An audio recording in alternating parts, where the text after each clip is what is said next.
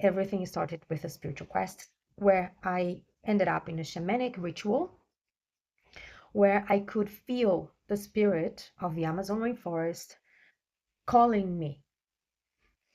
This happened in 2006, and for Westerns, wasn't really common, I guess, to believe this kind of thing. Now, thankfully, we are more and more talking about animism, and we know that this is perfectly possible.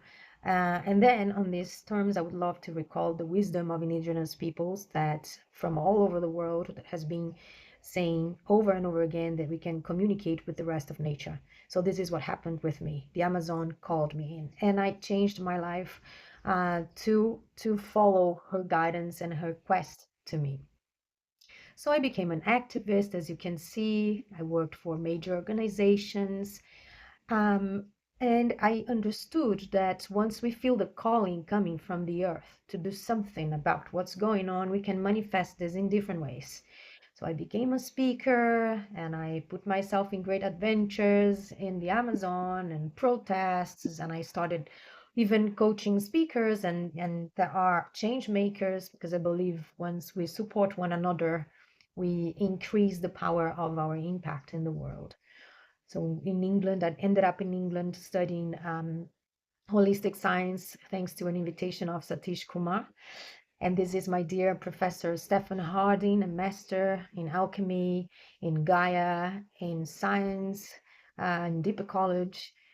And this is Satish. And then I started learning. I was like, okay, I need to put myself on a journey of learning with these amazing teachers that came before me, because after a while doing activism and living in the Amazon and working as an environmental journalist and coordinating 24 journalists throughout the 9 countries of the rainforest, I realized information wasn't enough to touch people's hearts in the way I would love to. So I started learning more and more and more. And Satish opened the gateway for me to be changed forever, I think. So I studied at Schumacher College, and then I went to the United States to meet with Joanna Macy and to learn the work that reconnects from her directly, because I was like, okay, so we need to reconnect. And then I started feeling, all right, so it's time to reconnect. It's time to remember. It's time to more and more connect with this memory, with this ancestral memory, to work to make a difference. So I ended up also in Australia, where I learned deep ecology from John Seed. And then I worked with the Wellbeing Project, where I had the pleasure of meeting Bio Okumalafe and beautiful people like Richard Davidson that are sources of inspiration for me, that has brought lots of knowledge. So what I want to say here is, along the path, we meet so many people, and we have no idea that these people, they are sharing things with us to help us being stronger and more inspired and to not feel lonely. So once Gaia invites us to work for her, she always sends people our way to keep inspiring us and strengthening us, and even to send us very important messages to keep going. So this is the hearth, my experience with hearth. Here is also what I always love to do, which is keep learning from indigenous people. So this is Pat McCabe, learning with them, because they are, I think they are the memory keepers. Our fellows, no human beings, they are the memory keepers. And after them, before the rest of humanity, we see indigenous peoples. And we have a lot to learn with them and to contribute with them, because they are the protectors, the real protectors of our Gaia. And now I feel that there is this great calling to all of us to be together with them, to learn how to listen, to be humble, to receive what they have to say, as much as being humble to receive what the modern humans have to say. We have a role here, and I feel that as change makers that we all are, deep listening is a very important pathway towards healing the earth in multiple ways. And as I said, we keep working for the earth in different ways, and things happen, right? So this is a picture when I was in a protest in London, taking indigenous from the Amazon to protest for equality, for social justice, to protect their lands. I ended up having a conversation with Emma Watson um, and and other artists. So this called more attention with this called more attention within the environmental field. I'm not sure if her name is immortal now, but whatever. She's a famous Thompson. Thank you.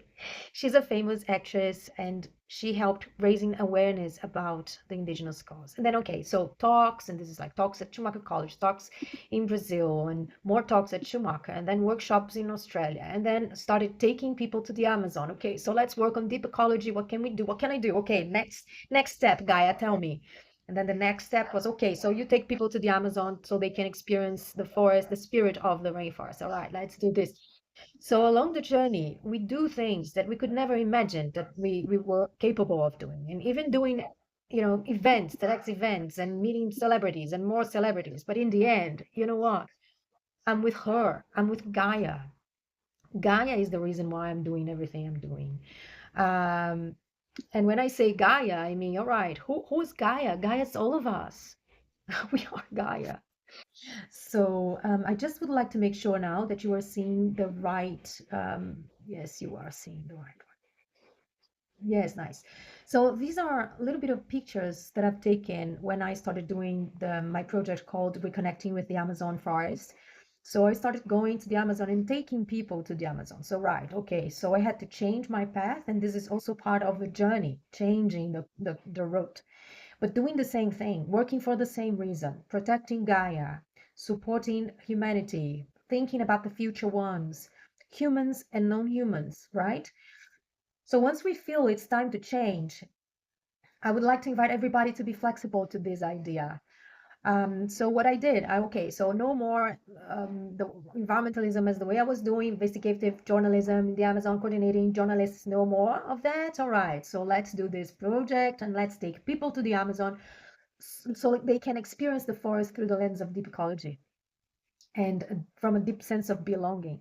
So this is what I started doing, and then sometime from from the start, I started being called to give talks and teach more and more and more in different parts of the world about the Amazon and about my experience, and I even wrote a book about it, about my whole journey. And the book is here. This is my website for whoever would like to learn more about me. This is the book, and I'm looking for a publisher in English. So if you know publishers, please let me know. So long story short, I think that the most important thing that we can do is always listen to the calling and being very attentive to this deep listening that the soul asks from us, especially in times like now. Deep listening helps us being very much in touch with what is the next step that Gaia is expecting from us, that our higher self is expecting from us, that our soul is expecting from us at this moment and time, and being open to change whenever is necessary. And I would like to leave you with two teachings, very powerful teachings that I received from two of my main teachers, Joanna Macy and Satish Kumar. So Joanna Macy always talked about the power of anger, the power of the pain. So whenever we feel the anger and the sadness and the emptiness, let's look into this, embrace these feelings because they are energy for action. The anger, as Joanna used to say, is passion for justice. And Dalai Lama also said that the anger is compassion, deep, deep, deep down through all the layers.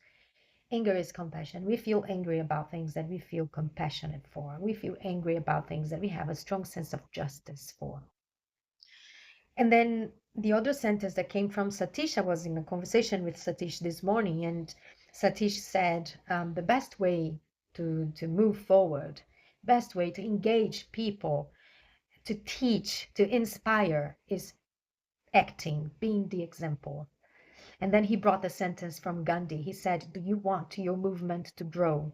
Do you want your company, your institution to thrive? Do you want more people being with you in this movement? So be the example, be the change you want to see in the world. Okay, I'll stop here. Thank you very much for inviting me for this conversation.